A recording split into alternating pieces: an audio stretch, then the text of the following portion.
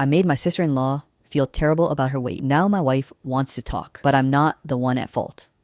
I never thought a piece of wood could hold my entire heart until the day my son Kai and I built that chair together in our tiny backyard in Ohio.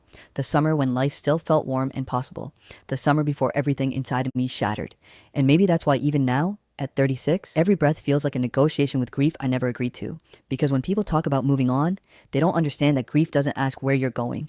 It sits on your chest whenever it wants. It follows you into every room and presses its face against your memories.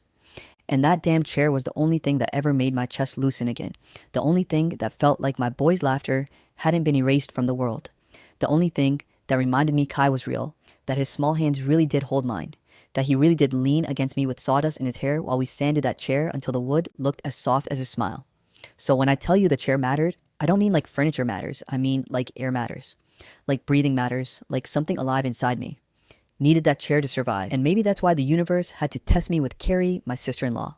29, loud in a way that shakes walls, careless in a way that never includes consequences. A woman who has never held something fragile without immediately setting it down like it burnt her. And I swear she has been sitting in that chair since the week Kai died. Long before she even asked if she could. Long before she ever wondered if she should. And every single time she came over, she'd drop into it like she was falling out of the sky.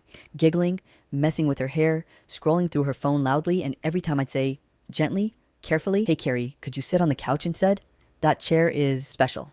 And every time she'd laugh like I was telling her a quirky fact, like I was being dramatic, like the chair wasn't the last thing my son and I ever built together.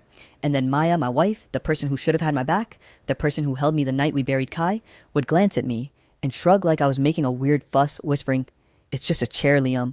But it was never just a chair, and the fact that Maya refused to see it made something inside me rot slowly, quietly, the way mold creeps across wood when nobody notices. Still, I kept swallowing it.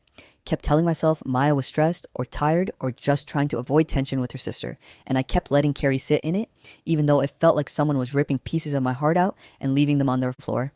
But nothing, and I mean nothing, prepared me for the day everything finally cracked. Literally and emotionally, because it was one of those heavy Saturday afternoons when the air smells like takeout and laziness, and Carrie showed up with 2 giant bags of fast food, laughing loudly about some TikTok she saw, her breath smelling like garlic fries as she hugged Maya, who hugged her back like she was the second coming of Jesus.